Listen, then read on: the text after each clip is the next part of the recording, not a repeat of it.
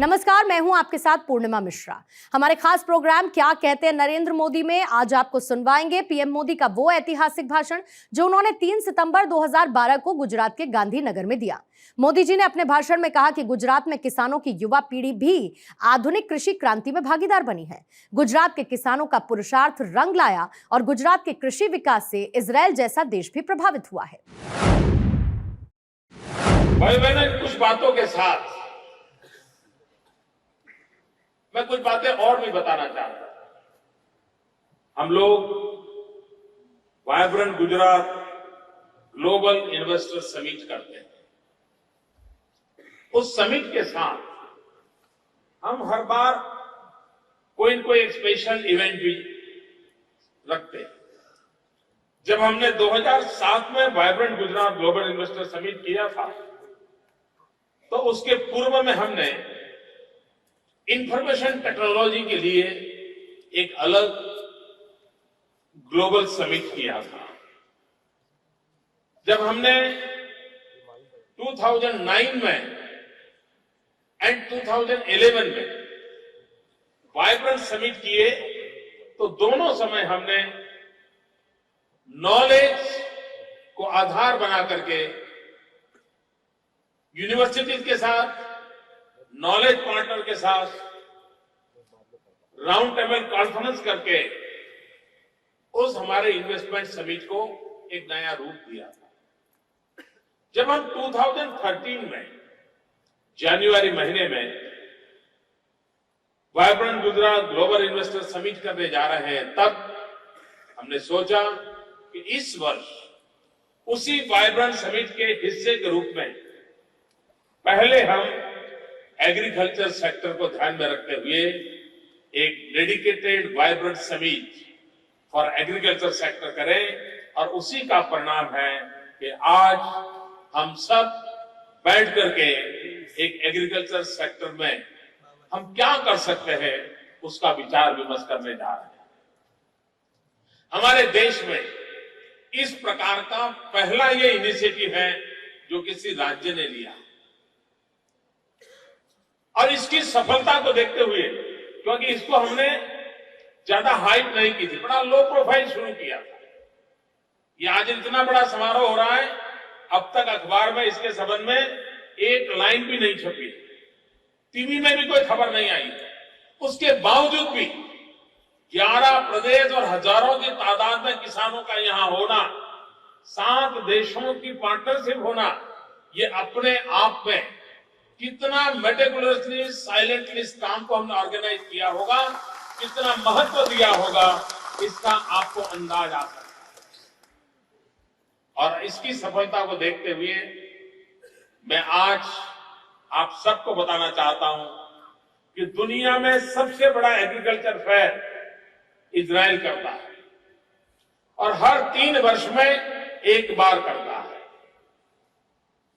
और दुनिया के 100 से अधिक देश इजराइल के उस काम में जुड़ते हैं। हमारे हिंदुस्तान से भी इजराइल के एग्रीकल्चर फेयर को देखने के लिए हर वर्ष 15 से 20 हजार किसान अपना जेब का खर्चा करके वहां जाते हैं। गुजरात से भी 1200, 1500, 2000 किसान इजराइल के एग्रीकल्चर फेयर को देखने के लिए जाते हैं। करोड़ों रुपया खर्च हमारा किसान, हमारा देश का किसान भारत के एग्रीकल्चर में कुछ नया लाने के लिए, सीखने के लिए इजराइल जाता है। भाइयों बहनों, गुजरात सरकार ने तय किया है कि अब हम आगे जैसे हम vibrant Gujarat global investor summit करते हैं, उसी प्रकार से अलग से एवरी 3 ईयर्स, इजराइल भी हर 3 साल में एक बार करता है, हम भी हर 3 साल में एक बार इसी लेवल का, इजराइल के लेवल का global vibrant Gujarat global agriculture event हम करेंगे और उसमें कृषि के क्षेत्र में दुनिया में जितने नए संशोधन हुए हैं, दुनिया में जितनी नई प्रगति हुई है, हर 3 वर्ष में एक बार इसी महात्मा मंदिर में किसानों के लिए मैं मेला लगाऊंगा और हिंदुस्तान भर के किसान कृषि क्षेत्र में हम कैसे आगे बढ़े। हमारे देश में कुछ मान्यताएं बन गई हैं, गुजरात ने उन मान्यताओं को बदलने में बहुत बड़ा योगदान दिया। हमारे देश में खेती तो ऐसी होती है, भाई 1 एकड़ में इतना ही पैदा होता है। नहीं भैया, ये ज्वार किया तो ज्वार के बिना कुछ हो नहीं सकता है। ऐसी एक निराशा की मानसिकता घर कर दी। हमने गुजरात के एक्सपीरियंस से देखा है कि हमारे यहां आज से 10 साल पहले मान्यता यही थी। एक जमाना था जब माना जाता था कि उत्तम खेती, मध्यम व्यापार और कनिष्ठ नौकरी, ये कहावत हर घर में थी हमारे यहां। लेकिन धीरे धीरे स्थिति क्या बनी, किसान के परिवार में अगर 3 बच्चे हैं तो बाप सोचता है ये जो होनहार बच्चा है, पढ़ा लिखा अच्छा समझदार है, उसको बोलो कहीं सरकार में बाबू बन जाए। ये दूसरा थोड़ा ठीक है, चलो उसको कोई न कोई छोटी मोटी दुकान लगा दो, पान का ठेका लगा दो, व्यापारी में लगा दो, काम कर लेगा।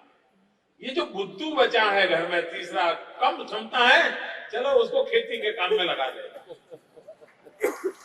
यानी घर में भी ये सोच बन गई थी कि भाई कृषि से कुछ निकलने वाला नहीं है, पेट भरने वाला नहीं है, घर चलने वाला नहीं है, छोड़ो यार, कृषि के तरफ इन्वेस्टमेंट करने की जरूरत नहीं है। जो बच्चा कम क्षमता वाला है उसी को उसमें लगा दो। ये सोच बन गई थी किसी जमाने में। भाइयों बहनों, हमने बेड़ा उठाया है। जो सदियों पहले हमारे पूर्वज कहते थे, अगर उत्तम से उत्तम कोई काम है तो खेती है, कृषि है, हम फिर से एक बार उसको पुनः प्रस्तावित करना चाहते हैं कि हिंदुस्तान जैसे देश में अगर उत्तम से उत्तम करने जैसा कोई काम है तो खेती। और मैंने देखा अभी कई किसान भाई बहनों को मुझे सम्मानित करने का अवसर मिला। बहुत कम किसान उसमें ऐसे थे जो 50-55 से ऊपर की उम्र के थे। अधिकतम किसान नौजवान थे, धोती कुर्ते में नहीं थे, सर पे पगड़ी वाले नहीं थे, जींस का पैंट पहना हुआ। यानी नौजवान कृषि की ओर आकर्षित हुआ है, कृषि में नया प्रयोग करना चाहता है, उसने कृषि को महत्व दिया है। इसका जीता जागता उदाहरण हमने अभी अपने मंच पर देखा है। अगर ये संभावनाएं पड़ी है तो हम लोगों का दायित्व बनता है कि हम कृषि को कैसे आगे बढ़ाएं।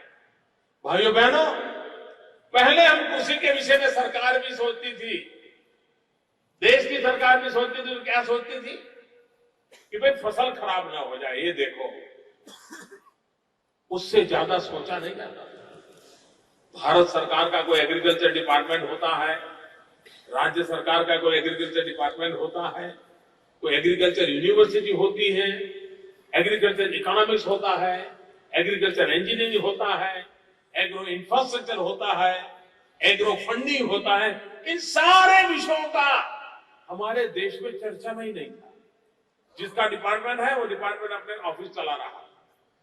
यूनिवर्सिटी वालों को लगता था कि हमें बीएससी एग्रीकल्चर बच्चे पैदा कर करके छोड़ देने, बस ये सब टुकड़ों में ही चलता था। गुजरात सरकार ने सबको एक करने का, एक प्लेटफॉर्म पर लाने का प्रयास किया।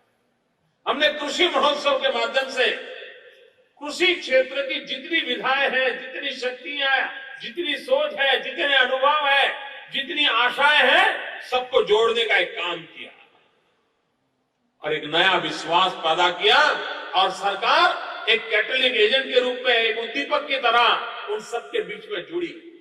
और जुड़ने का परिणाम यह हुआ कि देश कृषि विकास 3% से आगे नहीं ले जा रहा है। गुजरात जैसा प्रदेश जो कुदरत पर जीता है, जिसके पास नदियां नहीं है, उस गुजरात ने पूरा 1 दशक 10% से भी ज्यादा कृषि विकास दर करके दुनिया के लोगों को भी अचंभे में डाल दिया। इजराइल की खेती का बहुत बड़ी तारीफ होती है, लेकिन इजराइल के कौंसिल जनरल ने जब ये सुना अभी मंच पे कि गुजरात 10% है तो उनको आश्चर्य हुआ। यानी इजराइल के लोगों को भी सरप्राइज हो रहा है कि गुजरात कैसे 10% पहुंचा है। भाइयों बहनों, गुजरात अगर पहुंच सकता है तो हिंदुस्तान भी पहुंच सकता है। और भाइयों बहनों, हमने सपना देखा। अगर हम सपना देखें तो स्थितियां बदली जा सकती हैं। हम सबको याद है यहां जो जिनकी आयु 55-60 साल हुई होगी, उन सबको पुरानी कथाएं याद होगी। हमारे देश में पेट भरने के लिए नेहरू के जमाने में PL 480 गेहूं विदेश से लाना पड़ता था। पंडित नेहरू के जमाने में हिंदुस्तान को पेट भरने के लिए हिंदुस्तान में अन्न पैदा नहीं होता था, अन्न बाहर से लाना पड़ता था।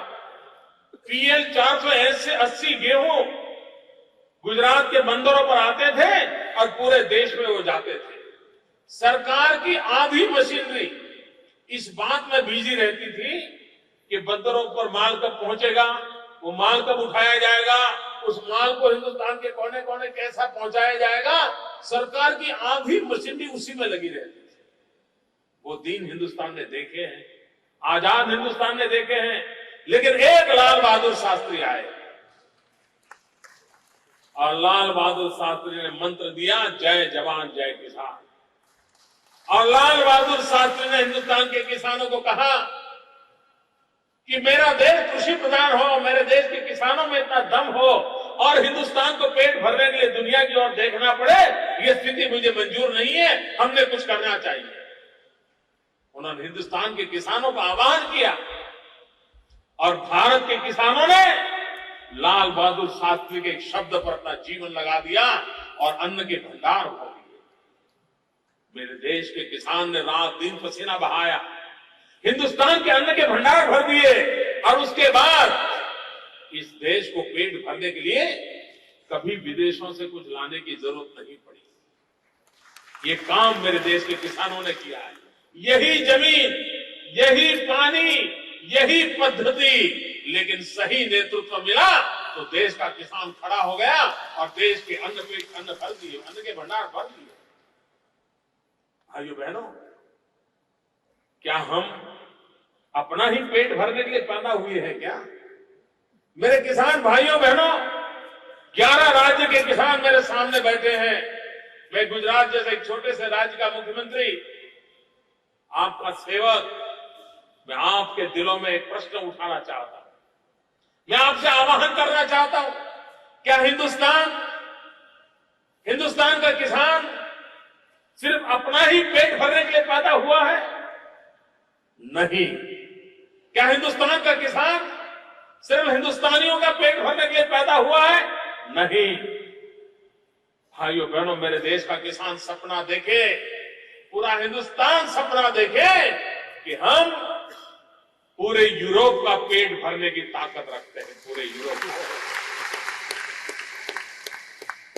हम इतने आगे बढ़े कि यूरोप के लोगों को चावल चाहिए, गेहूं चाहिए, सब्जी चाहिए, हिंदुस्तान के किसान पर निर्भर रहना पड़े। हिंदुस्तान का किसान जब तक भेजे नहीं तब तक उसको पेट न भर पाए। इतनी ताकत हमने दिखानी चाहिए, सपना देखना चाहिए। हम पूरे यूरोप को खाना दे सकते हैं, पूरे यूरोप को खिला सकते हैं। ये सपना देख करके हमने हमारे एग्रीकल्चर सेक्टर को आगे बढ़ाना चाहिए और उसके लिए देश में जो करना पड़े, जो नीतियां लानी पड़े, वो लानी चाहिए।